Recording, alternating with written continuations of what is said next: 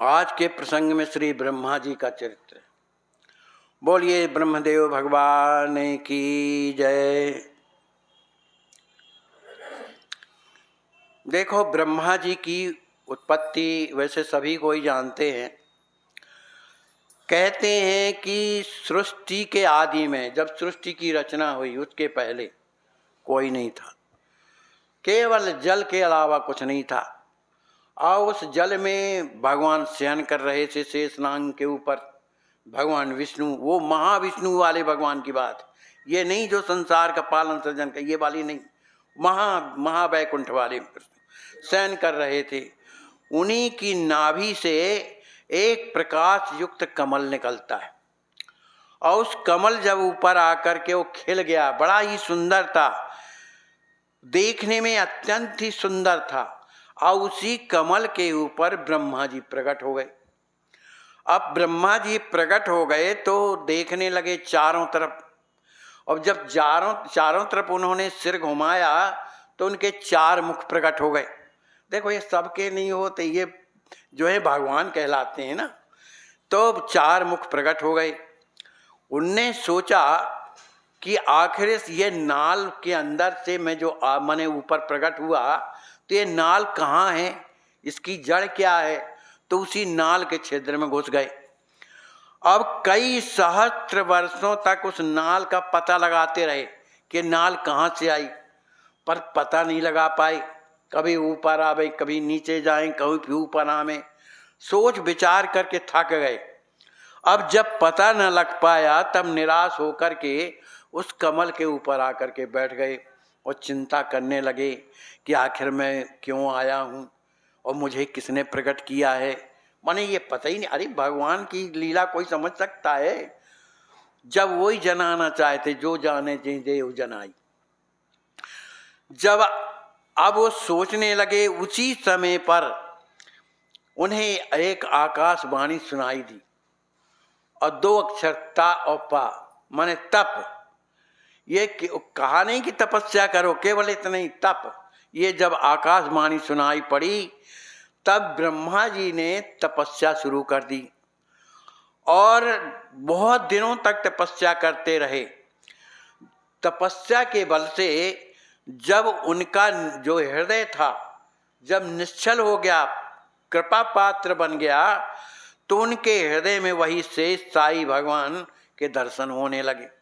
वही भगवान दिखाई देने लगे। उसी में से उन्हें नाल दिखाई देने लगा, उन्हें सब दिखाई देने लगा। अरे मेरे को तो उत्पन्न करने वाले ये, उनकी कृपा हुई तब ना। तो ब्रह्मा जी ने स्तुति किया भगवान की।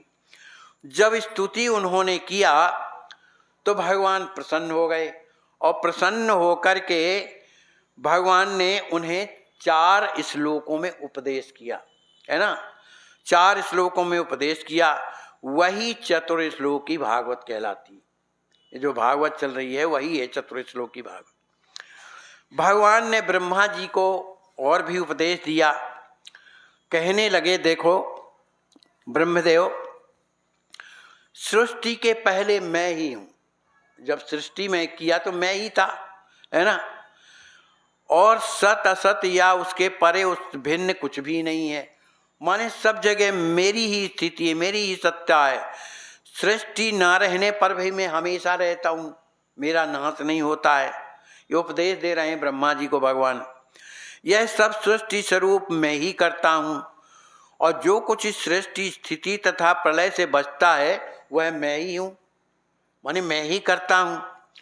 जो मुझ मूल तत्व को छोड़कर प्रतीत होती है और आत्मा में प्रतीत नहीं होता, उसे आत्मा की माया समझो। माने जो मुझे छोड़ करके जो कुछ भी दिखाई देता है वो क्या है? माया। और भगवान के सामने माया नहीं चलती। लेकिन कोई मायापति का अगर सेवक बन जाता है तो ये माया उसकी दासी भी बन जाती। तो इस तरह से भगवान उपदेश दे रहे हैं। भगवान चतुर्श्लोकी का उपदेश करके भगवान ने एक श्लोक में उनका महात्म्य बताते हुए कहा, ब्रह्मा जी, आप परम समाधि के द्वारा इस मत विचार पर स्थित हूँ ऐसा करने पर कल्पों का विकल्प सृष्टि करते हुए आप सब कभी मोहित नहीं होंगे। माने आप जो है ये जो तपस्या कर रहे हैं, वो तपस्या क्या है? भगवान का नाम तो तप है। तो इसको करने से आप जो है अब कभी माया से मोहित नहीं होंगे। इस प्रकार भगवान ने ब्रह्मा को समझा करके वहाँ से अंतर ध्यान हो गए। अब इधर होता क्या है? इधर पृथ्वी में असुरों ने अधर्म भार से पीड़ित होती है। कौन? पृथ्वी देवी।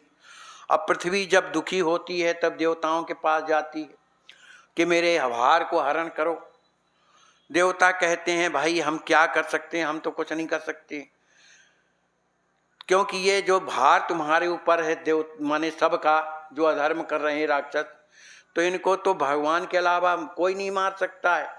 हम ही को मारने लगते हैं, हम तो वैसे डर के मारे छुपे रहते हैं, हम तुम्हारी देवी क्या मदद कर सकते हैं। पर चलो कोई बात नहीं है, चलो ब्रह्मा जी के पास चलते हैं। तो देवी ब्रह्मा जी के पास समस्त देवता जाते हैं। ब्रह्मदेव ने देखा कि आज सभी देवता वो आगे गो चली आ रही है। जब ब्रह्मलोक में पहुँचे, देवताओं ने प्रार्थना किया कि ब्रह्मदेव ये गौ माता है, पृथ्वी देवी है, इसके ऊपर अत्याचार हो रहे हैं, कह रही मुझसे सहन नहीं हो रहा है, अब आप ही बताइए कि मैं क्या करूं। माने ये कह रही अब मैं क्या करूं। तो इसने हमसे उपाय पूछा तो हम तो नहीं कुछ कर सकते हैं, क्योंकि हम खुद दैत्यों के द्वारा सताए जाते हैं, अब आप ही उपाय बताइए। तो ब्रह्मा जी ने भी हाथ उठा दिया कि भाई देखो, इसको तो भगवान के अलावा कोई ठीक नहीं कर सकता। जाकर तै दासी सो अविनाशी, वो अविनाशी ही ठीक कर सकते हैं, लेकिन हमरे तोर सहाय, चलो मैं भी तुम्हारे साथ में लगाऊं। तो ये सब जाते हैं कहाँ? भगवान शंकर जी के पास। देखो जिसको भगवान के बारे में ज्ञान है, राम नाम में पूर्ण विश्वास है, वही भगवान के तत्व को समझा सकता है, बाकी कोई नहीं समझा सकता।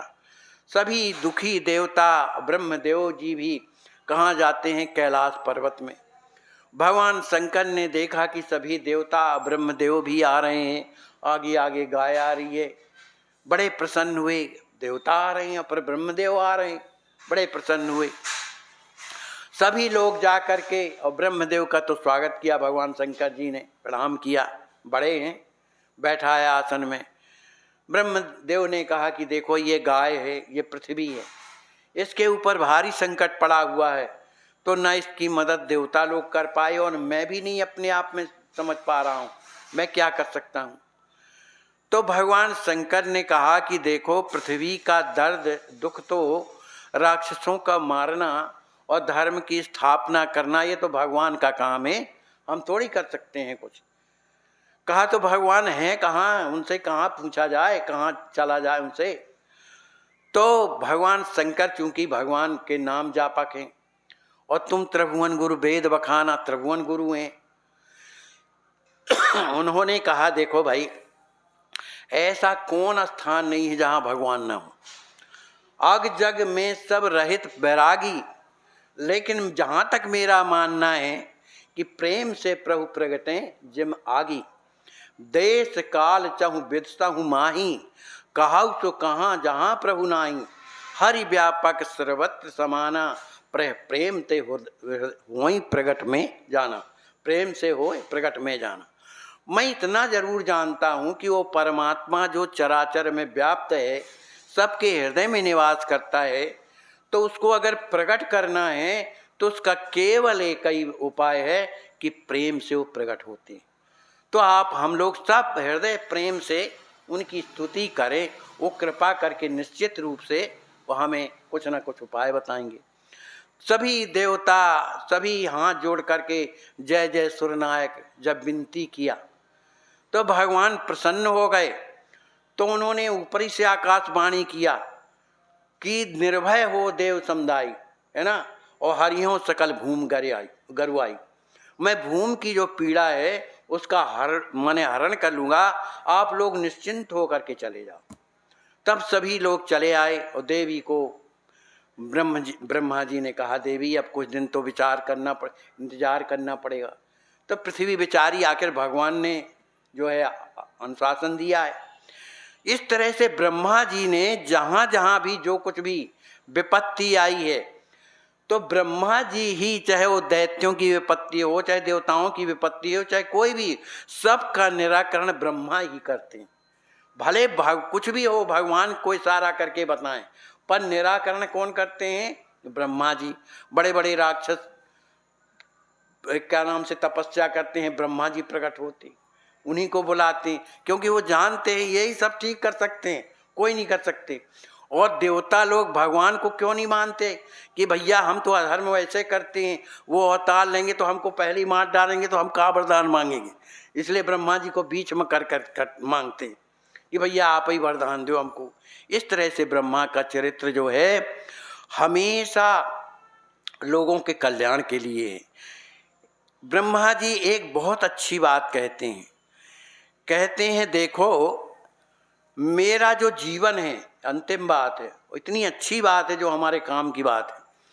ब्रह्मा जी कहते हैं कि जो मेरी स्थिति है वो कैसी है कि मैं कभी झूठ नहीं बोलता, मैं कभी असत्य भाषण नहीं करता, और ना मेरा मन कभी कुमार्ग में जाता है। मेरी जो इंद्रियां हैं मेरे बस में हैं। उसका एक मात्र उपाय क्या है? ब्रह्मा जी बता रहे हैं कि अपने चित्त में प्रभु के नाम को स्थापित करो। जो राम जी का जो नाम है वो अपने चित्त में स्थापित करो। उन्हीं के शरणागत होकर के उनका नाम जब उच्चारण करोगे तो नामी को नाम खुद नाम जो है नामी को पकड़ के ले आता है, अपने आप हृदय में आ जाते हैं। तो कैसे करें? अंतिम बात ब्रह्मा जी बताते हैं कि भगवान की शरणागति लेनी चाहिए। भगवान का हो जाने से सारे दुख क्लेश सब बंधन नाश हो जाते हैं शरणागति के द्वारा।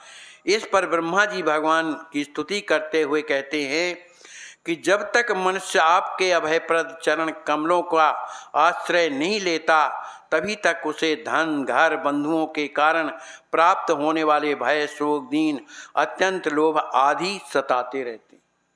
जब लग कुशल न जीव कहाँ सपने हूँ नहीं विश्राम, जब लग भजस न राम कहाँ शोक धाम तजी काम।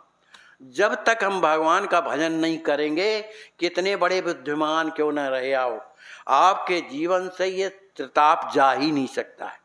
और भगवान की शरणागति लेकर के और भजन करने लगो तो धीरे धीरे धीरे अपना मन विषयों से अलग होगा, और भगवान की कृपा जब होगी तो हृदय में खुद परमात्मा आकर के अपने आप बैठ जाते हैं, क्योंकि हृदय शुद्ध हो जाता है। बोलिए श्री सीताराम जी महाराज की जय। सद्गुरुदेव हनुमान जी महाराज की जय। जय जय सीताराम सीताराम सीताराम सीताराम जय सीताराम।